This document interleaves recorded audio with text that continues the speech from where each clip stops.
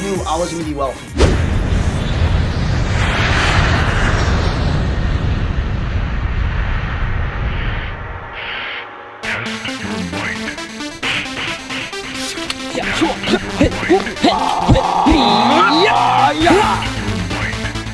On the run, we are here in Bruges, Belgium. We just wrapped up an event of 350 plus people inside of the hotel. We stepped outside for a few moments. I'm here with my business partner, best friend, Mr. Matthew Rosa, Chairman 250 in the company. Crazy. But today, we're going to discuss the invite. In all honesty, the invite is one of those things that took my business from point A to point Z. No matter where you're at in your career, you're gonna be inviting if you're always in phase one, right? That's what Eric Worre says. You gotta stay in phase one in the event that you want to continue to become one of the best, right? So I found an invite that really worked. Austin, that time, I first started in iMarkets Live. Austin flew down to Miami. There was no team in Miami. He tells me, pack out an event. We had an event on a rooftop, and it was about 45, 50 people. And those 45, 50 people, first event ever, no network. I had blown out my network from previous endeavors and all the excuses under the sun. We packed it out utilizing this invite. So guys, this is probably one of the most important parts when it comes to building your business. This video is strictly for the marketers out there, strictly for the builders, the leaders, and the new people involved in the industry, because if you can master the invite, this is a skill set that if you can literally master, you can take yourself to new levels. You can take yourself to that six-figure income. So this is definitely one for the books. So I'll let you kick it off. You are the master of inviting. Thank you, sir. So it's a four-step process. 4 steps to success. But here's the thing, you need to follow these steps in numerical order. It has to be in numerical order. If it's not, then you're gonna find yourself stumbling along the way. You know, when a baby comes out of the womb, it doesn't immediately start running. The baby learns how to roll over, then it learns how to crawl, then it learns how to keep its balance holding on to something, then it learns how to keep its balance not holding on to something. It takes a few steps. Before you know it, 2 years later, it's running. But in the event that it skips a step, then what happens? It falls, and there's only so many times that you can fall without wanting to get back up. Follow each step in numerical order. Step number 1, step number 2, step number 3, step number 4. First step, it has to be in a hurry. Step number 1 is gonna be in a hurry. The reason that you wanna be in a hurry is simple. It's simple. You see, a lot of the times that people don't show up to these events that you throw, they don't show up to the calls that you throw and invite them to, it's one reason, because they do not respect your time. If we were walking around right now and we saw, you know, Drake walking around, and one of your favorite celebrities, maybe your favorite athlete, you would immediately try to snap a selfie with them because you know that they're gonna be onto something bigger and better. You know how much their time is worth and you respect their time. Another reason that you wanna be in a hurry is because of the fact that there's a time and a place for everything, and asking questions on the invite is not the time nor the place. Guys, simply put, explaining a multi-trillion-dollar opportunity, such as the foreign exchange markets, simply put, over the phone, during the invite is not the time or the place. And here's what happens for you new individuals that are getting started. You may get caught in a situation where you may not know the answer to the question. And what happens, this is your level of credibility. It begins to lower and lower and lower. The invite is your first impressions. And you know what they say, first impressions last a lifetime. So the reason why you want to be in a rush is because, as Matt explained, people want what they can't have. If you call Bill Gates, which I have not done, but I assume if you would call the most successful entrepreneurs in the world, if you call LeBron James, Drake, you call any of these individuals who are highly successful, they are never just bored, chilling, hanging out. Take those words out of your vocabulary. So whenever you call, always be in a rush. You're always walking into a meeting, you're always jumping on a call, you're always doing something, so your time is more valuable. Also, this eludes the fact that people will try to ask you, well, what is it? Well, can you tell me more? No, I already told you I'm in a rush. So when you already establish that fact, they already know your time is valuable, you're straight to the point. Step number 2, remember, step number 1, be in a hurry. Step number 2 is that you have to clear their schedule. There's no smoke and mirrors. You just want to make sure that they're available for that date, right? So if I ask Austin, you know, ring, ring, yo, AG, what are you doing, bro? Nothing, just hanging out, playing Call of Duty. Nice, nice. I'm actually running into the gym right now, so I'm in a hurry. I have a very, very packed schedule today, but let me ask you, Wednesday at 3 p.m., what are you up to?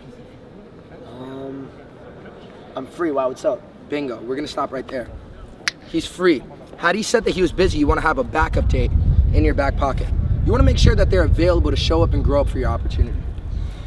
Guys, this is one of the most important steps, because if you do not clear the schedule, this will allow them to possibly make an excuse later on in the conversation to say, And it happens. oh, well, my goldfish has a funeral tomorrow, I actually can't attend that. Or, oh, I actually have to clean up the trash tomorrow, I can't go or jump on that call. So when you clear their schedule, it's showing respect to the fact that you're already clearing that schedule to know if they're free or not. If they are not free, what I personally choose to do is I jump off the phone as fast as possible. Matt, like he said, you can do one of the both. You can either have a backup date or another scheduled time ready to go, or I immediately jump off, because when you clear the schedule, if they say they're busy, if they say they're working or they're not available, this is when you want to not explain more, talk more. This is where you literally jump off the phone, or you have that backup date available. Okay, Wednesday at 8, are you free, Matt? No? Okay, what about Friday at 3 p.m.? No, I'm working. Okay, what about Sunday at 6 o'clock? No? Okay. You're always constantly backing up another date so you can follow up with them. But what I usually do is I hang up right away. Why? Because then they're gonna wonder why did Matt just call me and ask me what I'm doing at Friday at 3 o'clock? And he hung up immediately when he said that I wasn't free. Leaves them to question that. So always clear the schedule so they can't back out later on in the conversation. You already cleared the schedule. So be in a hurry, clear schedule. Step number 3 is gonna be add value. In my opinion, humbly, adding value is the most important part. You see, if you're inviting in any other method other than picking up the phone and dialing and calling them and talking to them, you're absolutely doing it wrong. Email blast, Facebook post, text messages, any other method other than picking up the phone and dialing is completely wrong. Here's why. I promise you there's a method to my madness. Here's the ideology behind it, right? If you pick up the phone, then they can hear your voice inflection, they can hear your tonality. If you don't pick up the phone and speak to them, they cannot hear your voice inflection, they cannot hear your tonality. So what does that mean? They can't hear your excitement. And if they can't hear your excitement, do you really have a reason to be expecting them to be excited for you? Nope. Guys, enthusiasm is the most contagious form of human emotion. So be excited, add value to the call. One thing that I also like to do is also compliment them. I also ask their opinion. People always want to talk about themselves. What are people's favorite radio stations? WIIFM. What's in it for me? So I'm always asking their opinion. I'm not talking about one of the 5 words. I'm not talking about network marketing. I'm not talking about business. I'm not talking about opportunity. I'm not talking about Forex. And I'm not talking about money. I keep it short and simple. KISS. Keep it super simple. So always add value. Guys, if you're not excited on the call, why would you expect somebody else to be excited? If I call Matt and I say, hey Matt, there's a purple donkey in my bedroom. He's gonna be like, dude, you're weird, what? If I'm like, Matt, there's a purple donkey in my bathroom. He's gonna be like, wait, there's a purple donkey in Austin's bathroom right now. It's a crazy analogy, but understand the point that there needs to be something a little different about you. Don't be over eccentric. Don't be too hyped up that they're like, why is he being weird? But there has to be something a little different about you. Be a little bit more excited than you usually are. Stand up, have more posture. Add that little extra value to the call to give them a reason to understand there's something different about you on this phone call to keep them interested and pique their interest. Be in a hurry, clear schedule, add value. Last but not least, step number 4. Take it away. You see, naturally, people want what it is that they can't have. If you're a girl, you want the guy that you can't have. If you're a guy, you want the girl that you can't have. You're on a diet, you want the food that you can't have. Naturally, we want what it is that we can't have. And in the event that you take it away from them, a lot of the times I've gone ahead after inviting them, after they say yes, I immediately tell them, hey, I'm gonna text you the information, you have an amazing day. Before they can say goodbye, boom, hang it up. A little people may think that's harsh, but here's the thing, it causes curiosity. And that curiosity is what's gonna hook them and allow them to confirm your potential meeting, your potential phone call, your potential webinar, whatever the case may be, right? So let's run an invite from the very, very top. I'd love for them to see this. Notice, dial, ring, ring. Hello. What's going on, AG? How are you? I'm good. What's up, man? Right now I'm actually in a hurry running into a meeting, but let me ask you, Wednesday, 8 p.m., what are you doing, bro? Wednesday, nothing. Why? Perfect. So a few friends of mine and I, we're getting together and we're gonna be masterminding, right? And we're launching something pretty big. But before we launch it, I wanna go ahead and I wanna introduce you to these individuals. I've already spoke about you, they know exactly who you are. 8 p.m. Wednesday, I'm gonna text you over the information. Sound good? What is it? Man, like I said, I'm running in a hurry, my friend. There's a time and a place for everything, and explaining something like this over the phone is not enough time, and it's not the place. So with that said, I got you. I'm gonna text you over the information at 8 p.m. Sound good? Yeah. All right. Sounds good. Bye. Click. And there you have it. Step 1, be in a hurry. Step 2, clear the schedule. Step 3, add value. And step 4, you want to take it away. Take it away. People have a greater fear of loss than a desire to gain. We'll say it one more time. People want what they can't have. This is a universal law. You cannot argue the physics of the universe. What I usually do, and what you'll oftentimes see, is when they ask you, well, what is it? Can you tell me more? Or I'm not going to show up if you don't tell me.